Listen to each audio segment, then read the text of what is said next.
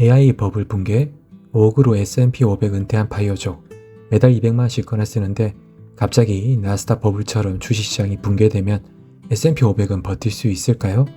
2000년 1월 닷컴 인터넷 기업 새로운 시대, 나스닥은 절정이었고 S&P 500도 사상 최고점 부근이었습니다. 전편에서 2000년 1월 나스닥에 5억 은퇴 자금 넣은 사람이 매달 200만원 인출 시 9년 만에 파산하는 상황을 확인해 봤는데요. 나스닥 대신 S&P 500 SPY에 은퇴 자금을 넣었다면 결과는 완전히 달라졌을까요? 같은 5억, 같은 은퇴, 같은 25년.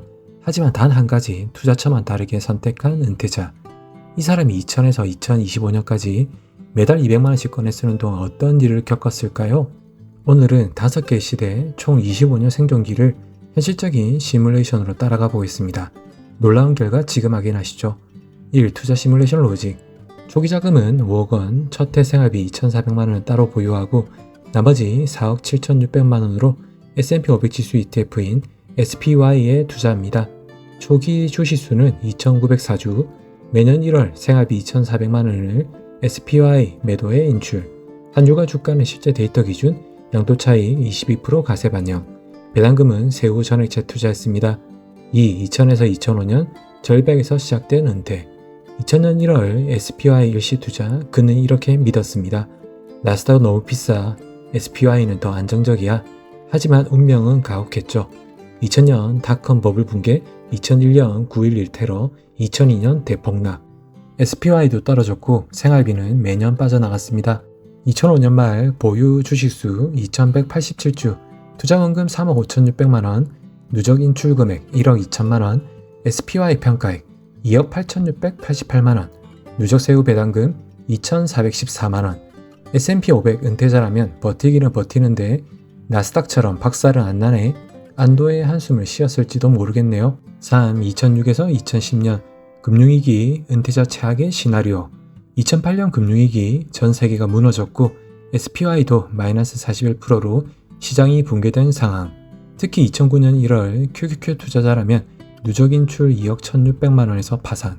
나스닥 은퇴자는 이때 이미 탈락했지만 SPY 은퇴자라면 2010년 말 보유 주식수 1404주, 투자원금 2억 3600만원, 누적 인출 금액 2억 4천만원, SPY 평가액 1억 9760만원, 누적 세후 배당금 4260만원.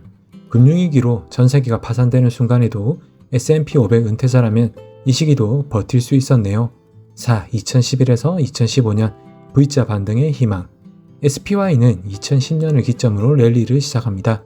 기술주 연속 상승, 금융위기 후 회복, 배당 증가. SPY 은퇴자는 매년 200만원씩 뺐으면서도 2015년 말 보유 주식수 771주, 투자원금 1억 1600만원, 누적 인출 금액 3억 6천만원, SPY 평가액 1억 8690만원, 누적 세후 배당금 5729만원. 이게 되는 건가? 전편의 나스닥 은퇴자는 이미 사라진 지 오래. 하지만 SPY 은퇴자는 은퇴 15년 차에도 여전히 살아있습니다. 5. 2016에서 2020년 트럼프 랠리, 코로나 대폭락의 공포. 2016에서 2019년은 은퇴자에게 거의 축복 같은 시기였습니다. 자산은 크게 회복됩니다. 하지만 2020년 3월 코로나 사태가 오죠. 하지만 SPY는 전세계 돈풀기로 빠르게 반등하기 시작해 2020년 말 보유 주식수 394주, 투자원금 마이너스 400만원, 누적 인출 금액 4억 8천만원, SPY 평가액 1억 5720만원, 누적 세후 배당금 7017만원. 나스닥 붕괴 시점에 은퇴했는데도 20년을 버텼네요. 6. 마지막 2021에서 2025년 11월 AI 랠리. 2021에서 2025년 AI, 반도체, 빅테크, 슈퍼사이클. SPY 역사상 최고가 경신, 배당은 꾸준히 지급, 변동성이 있지만 나스닥보다는 훨씬 완만. SPY 은퇴자는 2025년 11월 보유 주식수 191주, 투자원금 마이너스 1억 2400만원, 누적 인출 금액 6억원, SPY 평가액 1억 8676만원, 누적 세후 배당금 7924만원. SPY 은퇴자는 나스닥 붕괴 시점에 은퇴했지만 25년을 살아남았습니다. 나스닥 은퇴자가 9년 만에 사라질 때 SPY 은퇴자는 버티고 또 버텼습니다. 7. 교훈 및 정리. 1. 은퇴자는 수익률이 아니라 생존 확률이 중요하다. 2. 나스닥은 더 강하게 오르지만 떨어질 때 더 크게 떨어진다. 3. SPY는 안정성과 배당의 힘으로 안정적인 은퇴자산 운용이 가능하다. 4. 배당 재투자는 장기 생존에서 엄청난 차이를 만든다. 과거가 똑같이 반복되지는 않겠지만 앞으로의 25년도 위기와 붕괴, 성장은 계속될 겁니다. 8. 여러분께 드리는 질문. 지금 시장은 나스닥 최고점, 코스피 최고점, AI 버블 이야기가 다시 들립니다.